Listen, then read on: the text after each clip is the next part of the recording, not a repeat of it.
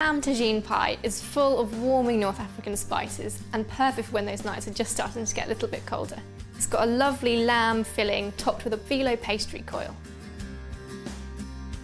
So I've got my onions and garlic sweating away in this pan. They've been going for about 10 minutes, so they're nice and soft, so I'm ready to take them out. And then we can get started on browning the lamb. Now the next thing I'm going to do is add my marinated lamb. This has been marinating in cinnamon, coriander and a few other spices overnight. Gives it a really nice spicy flavour. And then just give this a stir until there's no pink remaining on the outside of the meat. I've got my cooked onions and they're going to go back in.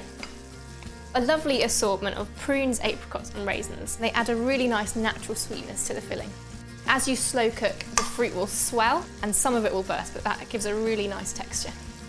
And then I'm adding 2 cans of cherry tomatoes. These give a great texture instead of the chopped ones that you'd normally use.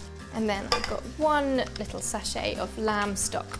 And then stir these gently into the meat until all the ingredients are really well mixed together.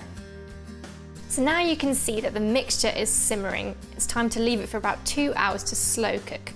Stir it every half an hour or so to make sure it doesn't stick to the bottom. Now the filling is cooked down. I've poured it into a small pie dish and I'm going to set it to one side whilst I make the pastry topping. So I've got my phyllo pastry. I'm going to spread it out into a long rectangle. Phyllo pastry is great because it adds a really nice crunch and it's really easy to work with. And then stick them together with a little bit of melted butter. And then I'm going to cover the whole sheet. The melted butter helps make sure that the pastry doesn't stick together in the oven and you get a really nice flake. And then I'm going to sprinkle over a couple of different things, starting with ground almonds. And then a sprinkle of finely chopped apricots. A little dusting of ground coriander, which gives it a nice savoury flavour. A few flaked almonds. These have been toasted so they get a nice nutty flavour through the whole pastry topping. And then it's finished off with a drizzle of sticky honey. And then start rolling up the pastry sheet into a nice long sausage shape. So roll it all up until you have one long coil and then roll it together to make a swirly shape. So this is not quite big enough to cover the top of the pie yet, so I'm going to make another sausage of pastry to roll around the outside of this coil. It's quite unusual to put a sweet topping on a savoury pie, but the flavours work really well together.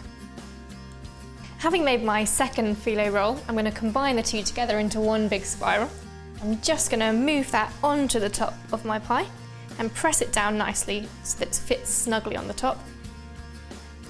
And then brush with a little melted butter and finish with a sprinkle of flaked almonds. And this is ready to go into the oven at 170 degrees for about 35 to 40 minutes until it's a lovely golden brown colour and the pastry is crisp. So there it is, my lamb tagine pie, full of delicious North African flavours. This is perfect served with a nice bowl of steaming fresh vegetables. Click subscribe. I'm making apple and cinnamon crumble cake, which is perfect for bonfire night. It's so portable, you can just cut it into squares, take it outside and enjoy it by the bonfire. It's somewhere between a cake and a dessert, but either way it's absolutely delicious. A soft vanilla sponge, topped with sweet apples, and then finished with a delicious caramelly crunchy crumble with hazelnuts and cinnamon. For the crumble mix, it's really simple. Just take some plain flour and some butter. It needs to be really, really cold so you can work it in and get that breadcrumb consistency. And then some cinnamon. And cinnamon just goes so well with apples, which are at their prime at this time of year. So work it together, just use your fingertips. Make sure all that butter's rubbed in. And that's what you're aiming for. You want this lovely fine texture, unlike breadcrumbs. And then some demerara sugar, some chopped roasted hazelnuts, and then toss that all together gently just to combine. Now it's as simple as that. That's the crumble done. And that can just go in the fridge while I make the rest of the cake. And then for the cake mixture. So I've got some plain flour and then some baking powder. And then just sieve those into a bowl. So that's the dry ingredients. Keep those separate for now. And then for the wet ingredients, I've got some milk and a couple of eggs.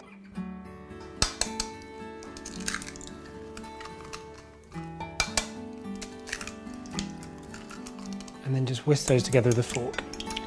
It's good to get these ready now, but then you can add them a bit at a time as you get into the cake mix. So for the cake mix, I've got some softened butter. That's going to go straight into a mixer. You could do this with an electric hand whisk as well, and then some golden caster sugar. And golden caster sugar's just got that slight sort of toffee flavour which works so well with apples. Turn that on. And while the sugar and butter's creaming, I'm just going to add some vanilla bean paste. And this vanilla bean paste is great because you've got that lovely flavour of vanilla, but it's also got the vanilla seeds in there, so you get those lovely little flecks that are going to run through the sponge. So once that's creamed together, it should be really light and pale and fluffy. And then what you can do is start adding the wet and dry ingredients a little bit at a time, and just have the motor running fairly slowly for this. So a little bit of the egg mixture, and then just keep going until you've used up all of your wet and your dry ingredients. And that looks perfect. So I've got a tin here that's lined with greaseproof paper, and then just pour that batter straight into the tin. And already, without even baking it, you get that lovely scent of the vanilla, which is going to permeate through the cake and go really well with the apples and the hazelnuts. And then just smooth that out into the corners of the tin. Before you do the apples, just squeeze some lemon juice into a bowl. It's going to stop the apples from discolouring. I'm using some Braeburn apples here, but you could do something like Cox. They also work really nicely. So just peel and core the apples, and then just cut them in half and really finely slice them. And as soon as you slice them, go straight into the lemon juice, give them a quick toss so they're all completely coated to stop them from going brown. And just keep going with the rest of the apples.